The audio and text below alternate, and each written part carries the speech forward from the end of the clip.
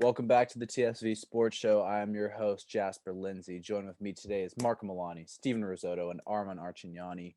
Got a somewhat packed show for you today. We're going to break down the draft, talk the Warriors' past two games versus the Pelicans, talk some Major League Baseball, and Aaron Rodgers. We're going to mock some trades up for him. So let's get right into it. Marco, skating on thin ice. Let's hear it, man.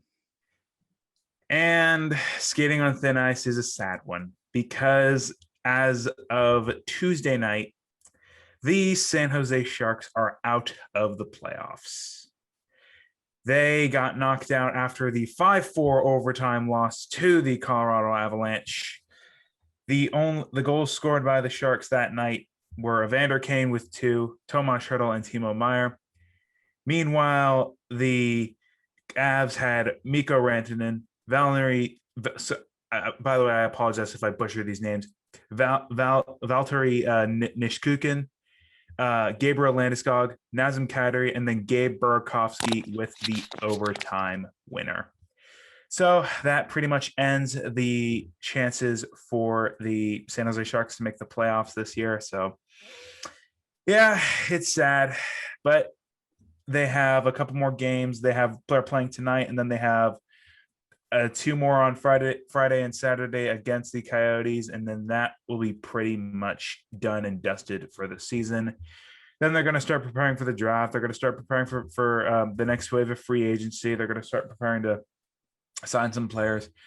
However, it was announced tonight that Sasha Shimlevsky, Alex True, and a lot of young guys are actually going to be in the roster tonight, just to kind of give them some chances in the top NHL league.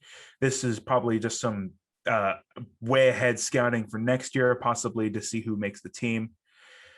But it's a sad day for to be a Sharks fan. But it is good for Jasper because his Islanders made the playoffs. So he'll be watching some hockey on NBC. So that is skating on thin ice. Sharks, you had a good season, but you blew it. Thank you, Marco. Yeah, as I said, I will be an honorary hockey fan this year watching the Stanley Cup playoffs. I will have no idea what's going on, but hey, that's why I have Marco here to tell me what's going on with hockey. Yep. I'll explain it. Anything hockey related. Perfect. Love to hear it. So sticking with skating on thin ice for just one more second, what steps do the Sharks have to take this offseason to get this thing back on track? I hate to say it, but completely well, not necessarily as you would say blow it up, but really dismantle a good chunk. There are a lot of bad contracts. There are a lot of players that you need to resign, and there are a lot of players that you just need to get rid of and replace. They need to get a better goalie. They need to do something with Martin Jones. I don't know what they're going to do. He was good this season, but then he just dropped off the face of the earth. And Josef Koronosh has been a good backup, but they need to fix their goalie. They need to fix their defense. They need to fix their bottom six, their third and fourth line forwards, because they're not producing as much as they should. And they might actually need a new coach. I mean, I love Bugner, and I love how he's just sticking with the team, and he's doing whatever he can to make sure we win every night. But at this point, I think it might be wise to just look for a new coach. See if you can maybe get like Peter Laviolette from formerly the Nashville Predators. See if there's like a big free agent coach on the market that you can get. But I don't know. And if things keep getting screwed up by the organization, maybe it's time to consider firing Doug Wilson, the GM. And that might be a little drastic, but it's what you might have to do to win. Yeah, I mean, as a sports fan, I don't think there's any step too drastic for us. I mean, personally, I want everyone fired on my favorite sports teams after every loss, but such is life. All right, moving on to the NBA. Warriors, they split their final 2 games against the Pelicans. Those were 2 games where it would be great if they could win both, but I mean, I'm kind of happy with them taking one. Last night, it just kind of looked like they ran out of gas, especially after another 40-point performance from Steph Curry.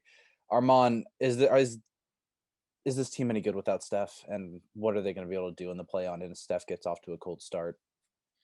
Yeah, I think last night showed that there's a little bit of an inconsistency with the younger guys coming off of back to back, but I think without Steph, this team would be probably the 13th seed in the West, probably. And I think yesterday they didn't capitalize on Pelicans' mistakes, such as when Zion went out in the third quarter.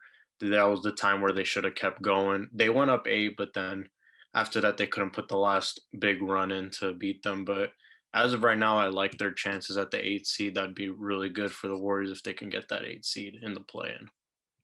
Yeah, I mean, especially with the Lakers looking to maybe even drop into that play-in game. I mean, LeBron the other day was telling us, hey, he doesn't like the play-in game when last year he was singing a different tune. Do you think the Lakers can really drop to the play-in tournament, or do you think they'll pick it back up? I think the defensive performance they showed against the Nuggets was pretty big. I think that was a statement for AD because he looked really slow the last couple games before the Denver game. But I don't think they'll drop to the 7 just because of how horrific the Portland's been playing on defense. We saw it the other day against the Hawks. They were just horrendous on defense. Yeah, absolutely. I mean, it'll definitely be interesting to see how they go going forward. Other news in the NBA: Mike Budenholzer, the Bucks coach, is on the hot seat if he does not make a deep playoff run. Do you think the Bucks can get past the Nets in that championship game? I don't know. Like I really just don't know what I see out of the Bucks. I love Drew Holiday. I love Chris Middleton, but do you think that they can play good enough defense to the point where they can stifle some of the Nets' firepower? Yeah, I think Drew Holiday was worth every penny they gave him. I think people overrated what their thoughts on him, but I think this year, if this is the year they're gonna win, this has to be. I think Budenholzer's definitely on the hot seat for sure. He came in after the Hawks, after his tenure at the Hawks, and they brought him in as a winner. I think this has to be the year they win it, but we saw the last 2 games against the Nets. It was a good performance by the Bucks in the first game, but I think we need Giannis to show that he can get in the playoffs and definitely get past that second round. But I think if he can get past that wall that they put behind him, then if he starts shooting, that's going to be a problem. Absolutely. And I mean, my thing with the Bucks is they seem like such a team that's going to get upset by the Knicks. I know the Knicks are going to upset someone come playoff time, and I get this feeling that it's going to be the Bucks, man. All right, moving on to baseball. Steve, I'm just going to let you take this away. The Giants are rolling. Tell us what's going on with this team and how they're just able to get it done night in and night out. Well, the short answer for you would be starting pitching. I mean, it's amazing that we've said it for weeks now because this is a starting rotation that was like assembled by 1-year deals, and you throw in a returning Johnny Cueto and you throw in a young Logan Webb, and now all of a sudden they have themselves like the best rotation in baseball according to ERA. So it's pretty amazing what they're doing. I don't know when their offense is going to get going. I think this series at Coors Field has been a very positive one. They put up 10 runs in the first inning in game 1 of that doubleheader. I think they're going to start to hit. I really do. I think they're going to start to hit. My main concern is they have some guys out right now. Donovan Solano's still in the DL. He's a big bat in this lineup. Mike Yastrzemski is a big bat in this lineup. He's out. Brandon Crawford has been ailing the past few weeks with lower body injuries. Tommy La Stella just went on the DL. He's going to be out like 4 to 6 weeks. So this team is losing some really, really good players. And it's a problem. I think it's a problem. However, I think it's still amazing to me that this team is in first place. But more amazing than that, they're in first place a game and a half above the Dodgers. And that's pretty unbelievable. The Dodgers and the Padres, I believe, have the best second. They're tied for second place is what I'm saying. But no, it's been a great start for the Giants. And there's 2 ways that this could go. Their starting pitcher I cannot talk today, guys. This is unbelievable. Their starting pitching could completely decline and it could fall back to earth, or their offense could heat up and this team could maybe turn some more faces and be even more legitimate than we thought they would be.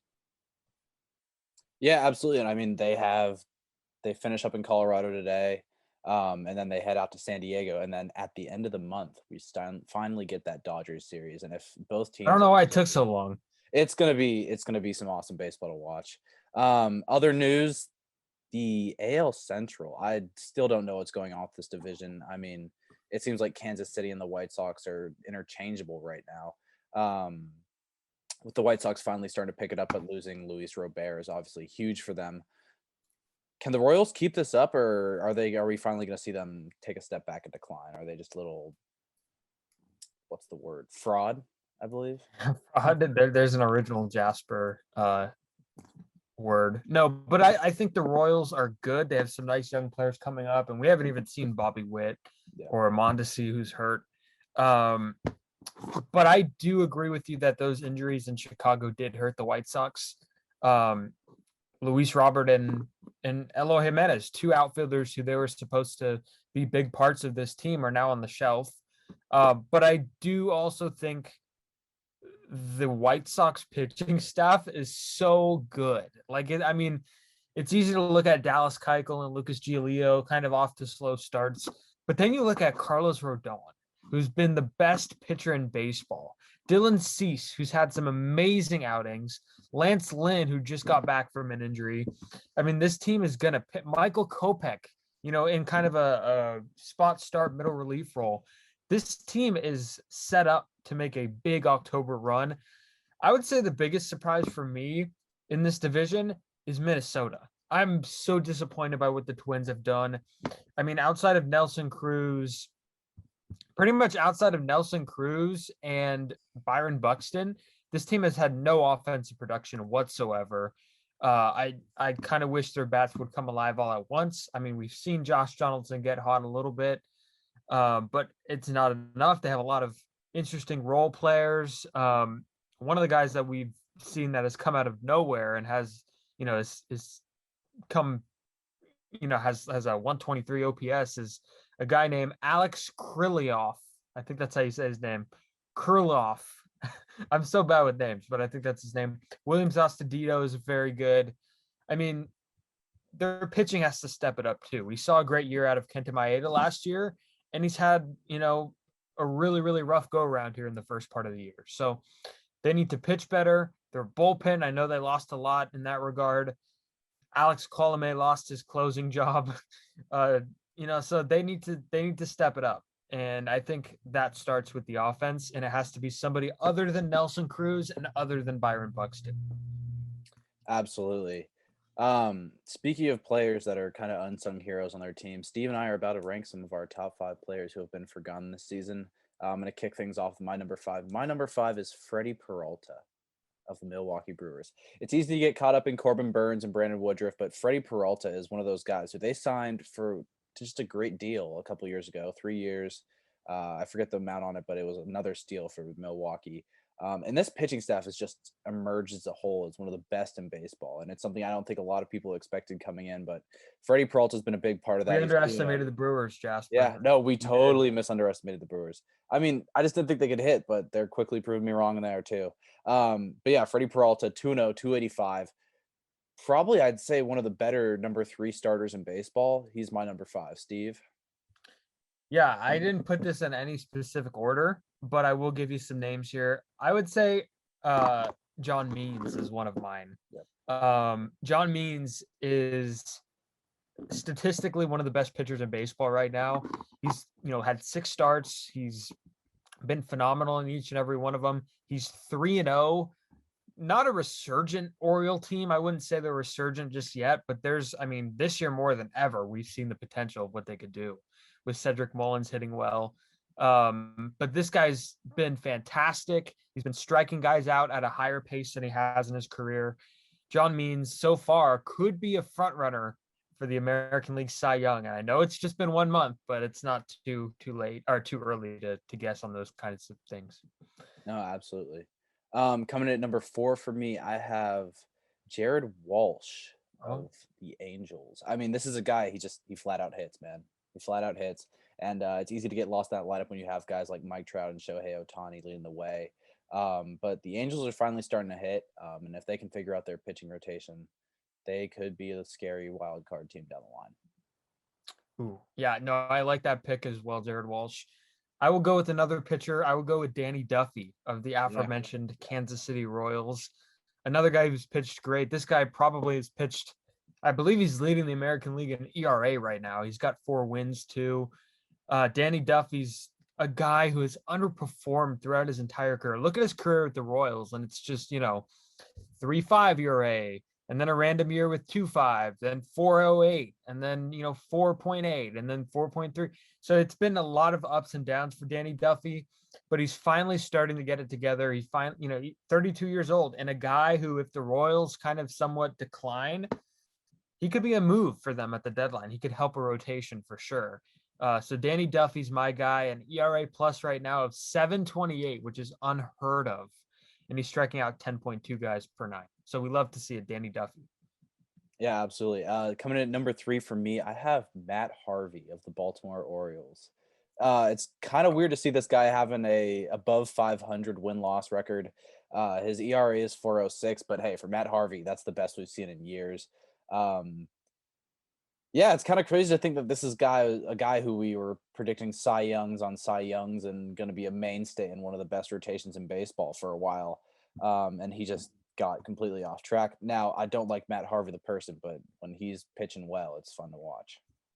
Yeah, no, he's been a wannabe celebrity in New York. I'm glad he's in a place where he could kind of check his ego off at the door. Yeah. I think it's a perfect place for him.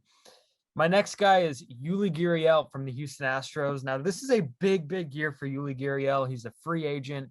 Houston probably does not have a future first baseman in mind, so he's kind of playing for a re-sign there in Houston or a chance to play somewhere else. Last year, he was a big disappointment. This year, he's having a career year already, 4 homers, 19 driven in, hitting .333. But this guy has a .424 on-base percentage. He's got more walks than strikeouts, 16-14. I mean, that's exactly what you want in a hitter. He's kind of made some mechanical adjustments from what I've heard. Yulia Giriel is my guy over there at first base for the Houston Astros, and a team that honestly is competing for a playoff spot. So, and I think he's a big part of it. Absolutely. Coming in at number 2 for me, I have Nick Solik of the Texas Rangers. He's batting .284, 7 home runs, 15 RBIs, 2 stolen bases, .853 OPS. I mean, it's easy to overlook pretty much everyone on the Rangers. I know Nate Lau is another guy who is kind of stepping up for the plate with them and hitting. I mean, obviously they can't pitch, but the ball flies in Texas, and Nick Solik's taking advantage of that. And he's a guy who I think, he'll be in the conversation with Ozzie Albies pretty soon for one of the best second basemen in baseball. Yeah, and the Rangers play in Home Depot. If you've seen what their ballpark looks like from the outside. So I'm going to kind of derail here from this, and I'm going to go biggest disappointment before I get to my top. Oh, okay. Fair enough. So biggest disappointment, it has to be Francisco Lindor. Oh my God, this guy. I honestly hate to do that. He just signed the big $341 million deal. He's in a new place, not to mention the new place is New York, where fans are ruthless on the East Coast. It's not fair, I understand. But this guy just is he looks completely lost at the plate. Home run, 3 RBIs. He's 14 for 86. That's good enough for a 163 batting average. He's not walking as much. He's got a 42 OPS plus. The Mets offense has been so horrible this year.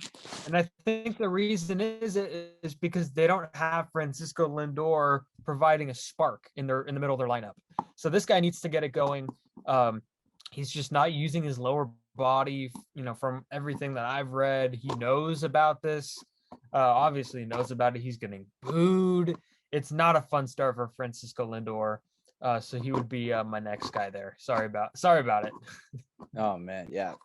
Poor Mets fans, man. It doesn't matter ownership. It doesn't matter who's coaching. It doesn't matter who's on the field. The Mets are the Mets, man. He'll be fine though. Yeah, we'll see. Especially in New York, where you're judged pretty hard. I'll stay on track and go with my biggest disappointment. It's got to be Trevor Story for me.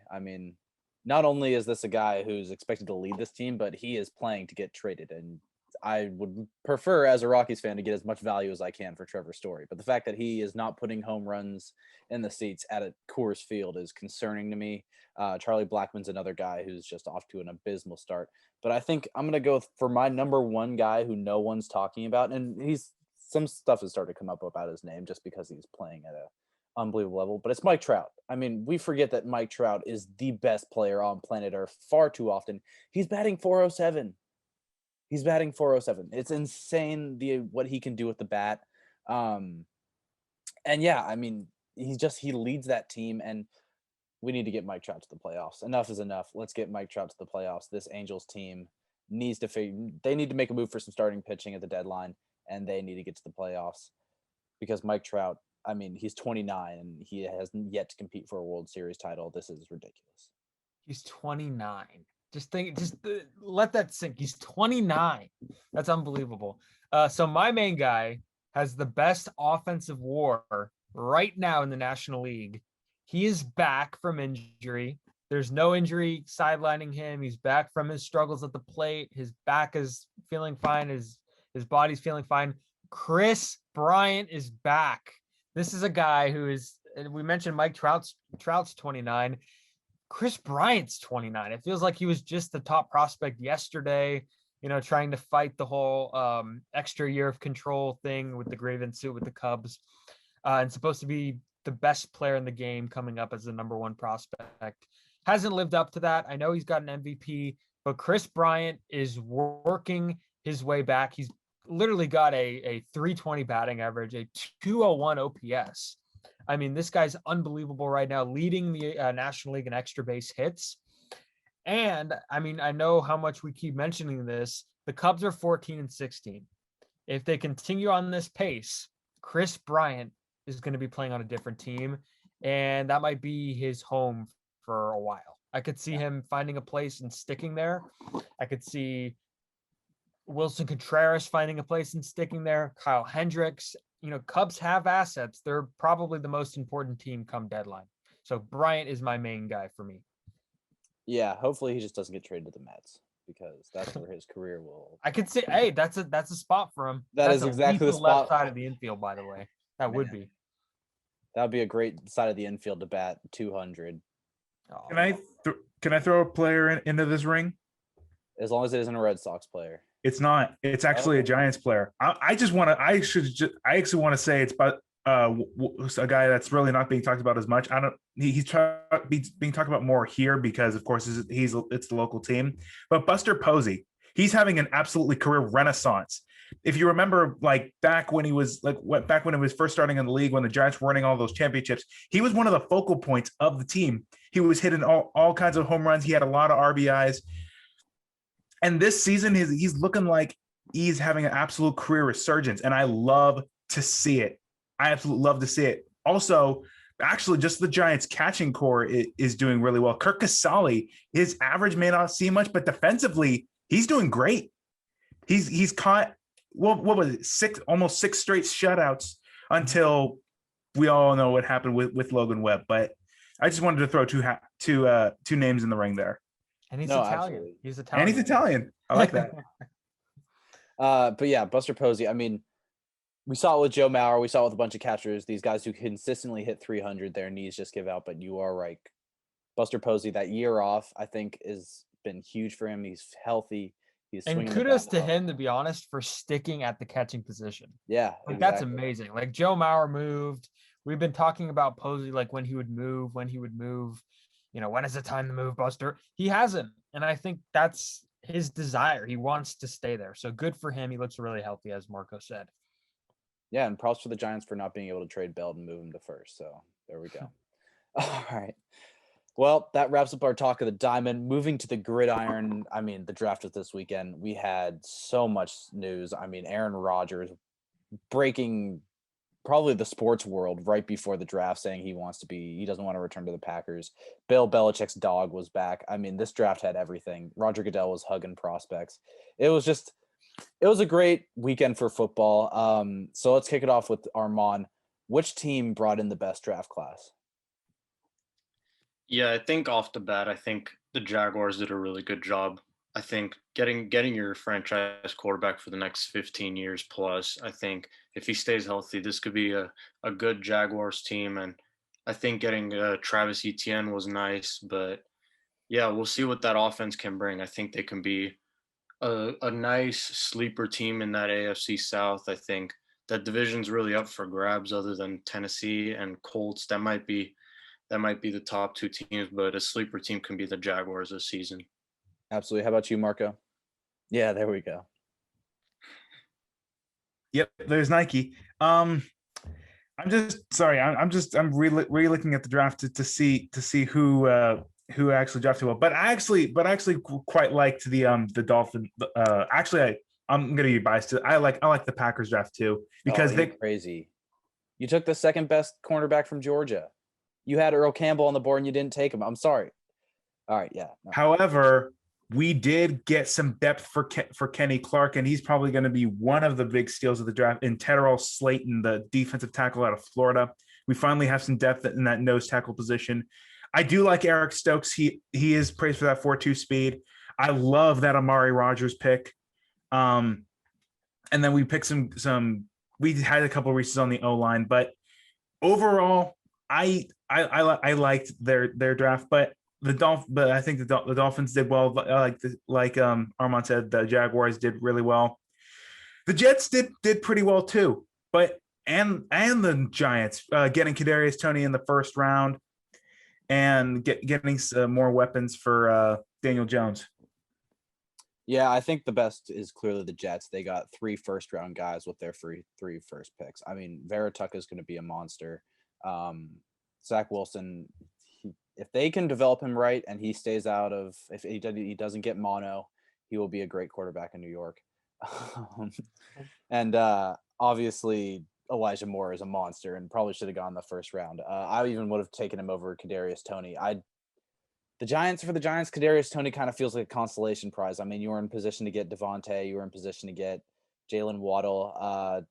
Kadarius could be a good addition for your team, but I mean, we've seen speed guys like John Ross just not pan out. So I mean, and Henry Ruggs even for the Raiders.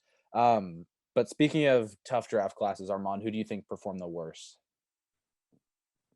I think it's too deep of a class to say someone did the worst, but maybe we can see the Steelers. I see a lot of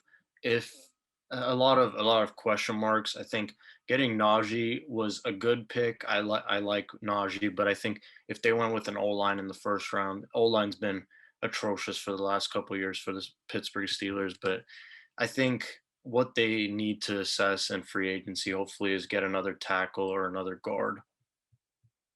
Yeah, absolutely. And Marco, how about you? I'm going to say the Saints, with the exception of a couple prospects. Peyton Turner was rising up draft boards 24 hours before the draft, but they had Azeez Ojulari on the board. They had Jason Owe. They had a lot of other great edges that are still on the board, and they picked him. And then they kind of follow it up. Well, Ian Book, I don't know how you would. I don't know how he's really going to do. I don't know if he's just going to fall down in the QB depth chart. But yeah, and then they also, I just saw him. Yes, and they selected Pete Werner, the linebacker at Ohio State, with their second round pick, and that there was probably a lot of better linebackers on the board.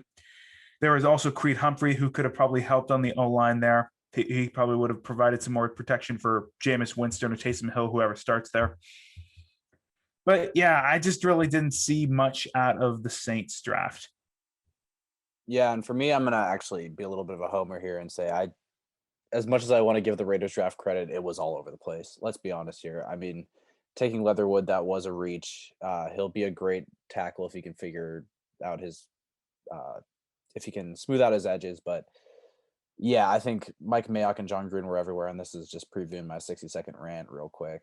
But yeah, I think that was a tough draft to watch for them. And I think who was it? Yeah, I think the Packers, I mean, just what can you really do? I think that was a tough draft for them too, especially with the news of your franchise quarterback wanting to leave. I mean, the Packers have been blessed as an organization with Bart Starr, then Brett Favre, then Aaron Rodgers, and I mean they've never really had a losing season. So I mean, if Jordan Love doesn't work out, this franchise is going to have some fixing up to do. I will say we did draft a lot more for needs this year than previous years, so that is the one thing that is going in their favor. Oh, absolutely. But I mean, I just feel like there were better cornerbacks on the table when they did grab Stokes. But anyways, moving on. What player, Armand, do you think is going to be the steal of the draft? Yeah, I found a couple. I was always high on Asante Samuel Jr. from the Chargers. I was gutted whenever they got him right before us. I think we were primed to get him at that point, but we got some nice corners with the guy from Michigan and Oregon. I think Ambry Thomas is going to be a nice pickup for us, but it'll see how he develops. Hopefully we get Sherman back. He'll be a nice mentor to the guys. But I think one of the guys that I really liked was obviously Amari Rodgers. I'll give credit where it's due to the Packers. I think that was a nice pickup. But I think the Bengals did a really nice job of getting Joseph Asai from Texas. I think what's been missing in Cincinnati is an edge guy. I haven't seen anything big from the Bengals on their edge since Carlos Dunlap's years. I think that's a big pickup for the Bengals, and hopefully they can get serious about their defense this year. Absolutely. And Marco's shooting it out to you. I have a few, but I actually made a very nice list of some players that I think we're still, and it's hard to choose. I had Amari Rodgers on there. But I also had the Giants, as said, getting Azeez Ojulari. I had the Vikings getting Patrick Jones, the second out of Pitt. I had the Texans getting Brevin Jordan out of Miami. The Bears getting Karis Tonga out of BYU. And then I had a couple of UDFAs in there. But I actually really liked that Sermon selection, I'll be honest. Yeah. That was a nice selection. I don't know what he's going to do in the offense. I don't know if he's going to be that running back too. I don't know what they're going to do with Jefferson Jr. And then obviously they got Elijah Mitchell in the 6th round as well. I have this feeling that they're probably going to use him similar to what the Packers did with Tyler Ervin, kind of that return man, kind of lining up in the slot occasionally. But the Sermon pick is a good. He can be a change of pace back. He can be that guy who runs through people, and he is criticized for being an upright runner, but I don't think it matters as long as he got some speed and he can just get through a seam and just take off. I think the Niners are going to have fun with him. Yeah, I mean, for me, I think Trey Sermon could even be the RB1 by the end of the season next year. Whoa. I mean, just watching him at Ohio State, there are things, he just looked like an NFL back. He looked like he was playing with kids out there. I mean, he would just hit a seam and be gone. And I think, especially with the line the Niners have put together, it's going to be awesome to watch him there. But he just, even in college, he just looked like an NFL back, man. And I mean, I think a lot of people forgot about him and he slipped down draft boards simply because of his injury in the championship game. I think if he doesn't get hurt and Ohio State has him in that championship game, we could be talking about a different national championship, or at least a very closer national championship game than it occurred. For me, though, I do like the Raiders' pick of Malcolm Kuntz. I think Maxion is always overlooked, and this is a guy who can just get to the quarterback, something the Raiders desperately need. So that is the little homer card I'll play there.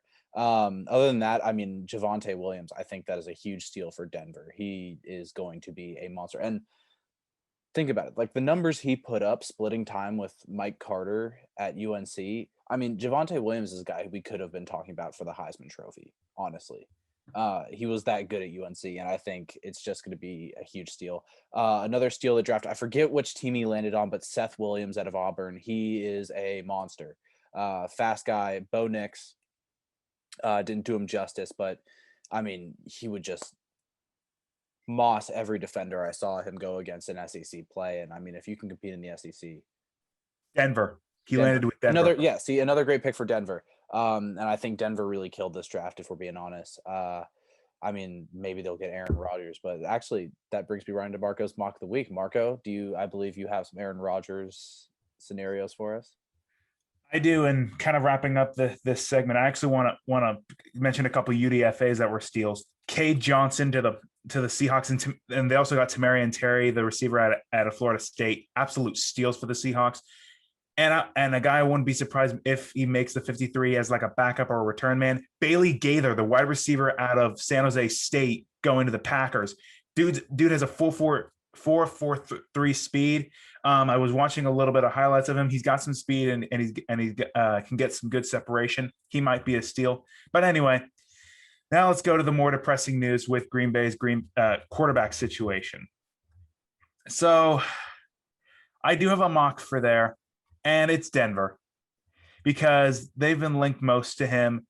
The Niners have their QB of the future in Trey Lance, and they most likely drafted themselves out of it. And they also have Josh Rosen and Nate Sudfeld to back up Jimmy there too. So I have a whole pan out for the entire QB situation because Brian Gutekunst still wants to get some veteran QBs in the system. And especially when you have a young QB like Jordan Love, you're going to need that young QB mentor. So for Aaron Rodgers, I have him getting traded to the Broncos. I have the Packers getting a 2022 first and quarterback Drew Lock for Aaron Rodgers. But if not the Drew Lock situation, they just get the 2022 first.